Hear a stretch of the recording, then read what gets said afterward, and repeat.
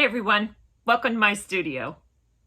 This week I hope to make some significant progress on this commission and get quite a bit further than I've gotten the past couple weeks. And over here I would like to do the finishing touches on this mosaic, like the sides and the hanging hardware, and then clean up all of this Smalti mess. Once that's done, I'd like to knock this little beauty out of a coneflower that I started last week. And I want to get somewhere on the design of this tabletop. I have purchased some material to wrap the edges in, so I'm waiting for that to arrive. So maybe I can get that done and knock out the design. Not sure that I'll actually start tiling this week though.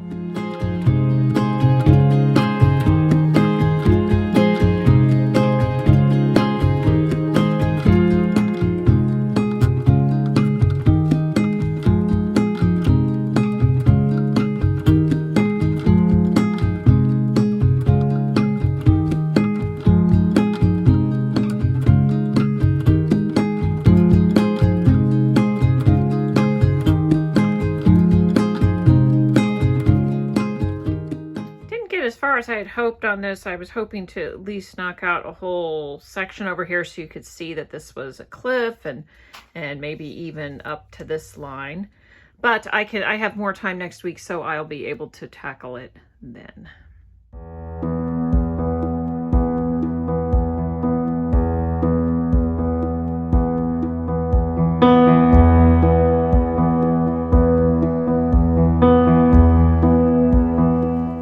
Smalti has some pretty big pieces in it, half pieces and whatnot. Instead of mixing it back in with my whole pieces, I'm going to save them, and I'm picking them out by hand because I don't want any of the thin set crumbles and dust and nonsense in here.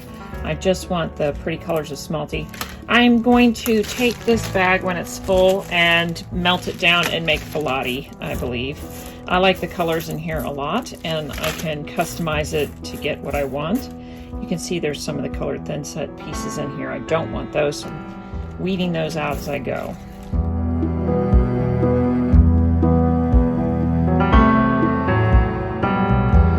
This ends up being the amount of scrap I had for that project, and while there are some pieces in here that I could possibly pick out, to me it's not worth it, and I have to sort of make a judgment call at some point, so this is all going in the trash.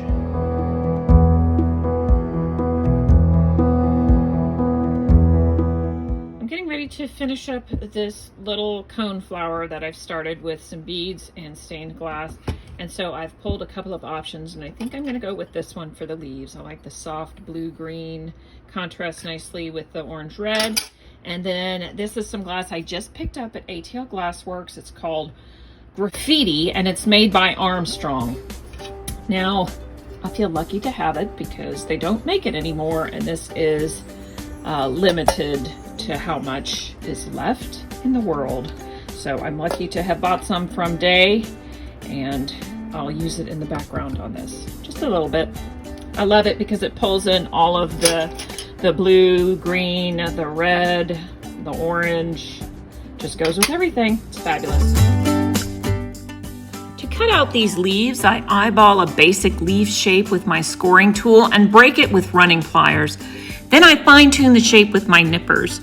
After I have the basic leaf shape that fits where I want it, I cut it down into smaller pieces. That's about it.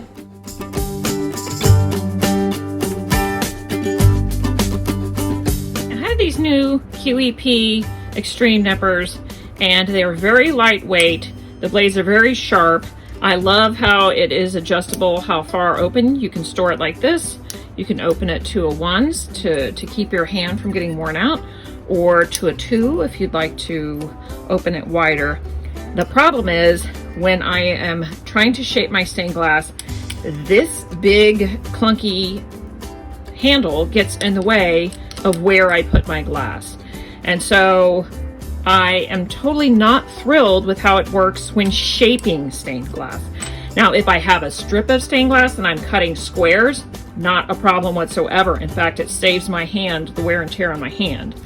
But I am back to using my LEPs when it comes to shaping a bigger piece, which I then will cut down. So these are great for some things, not great for stained glass. I did try it a little bit.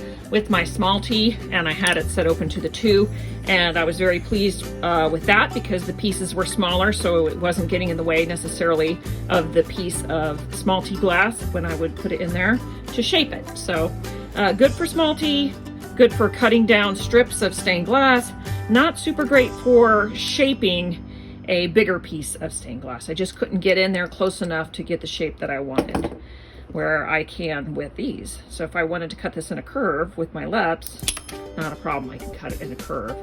And the QEPs though, I was having problems getting in there at the right angle so that I could nip it at that angle. That's it.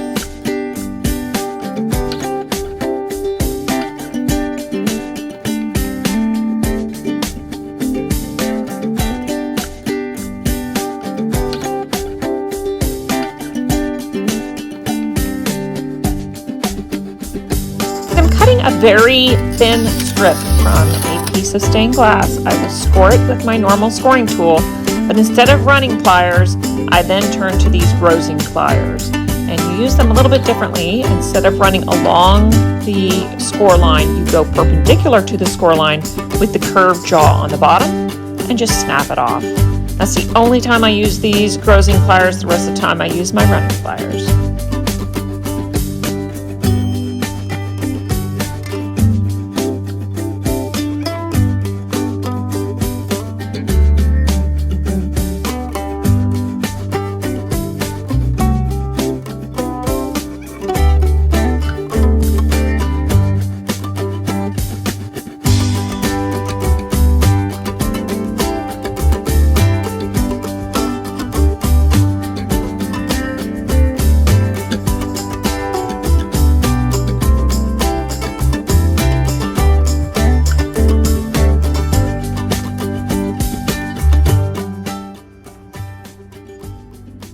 Needs grout. I'll get to it next week.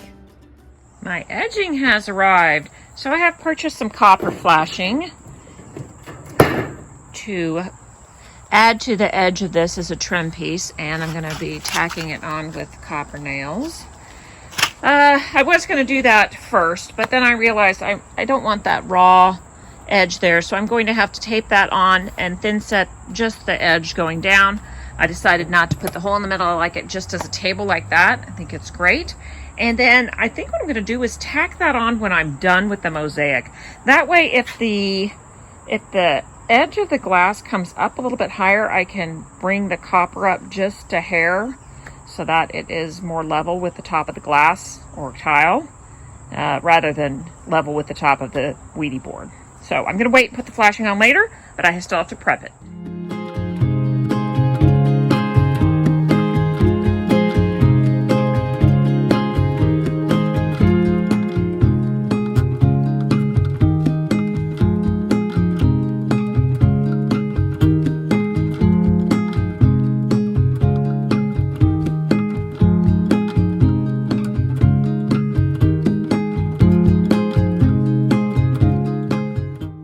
Week 2 of the Mandala Community Mosaic Project is underway.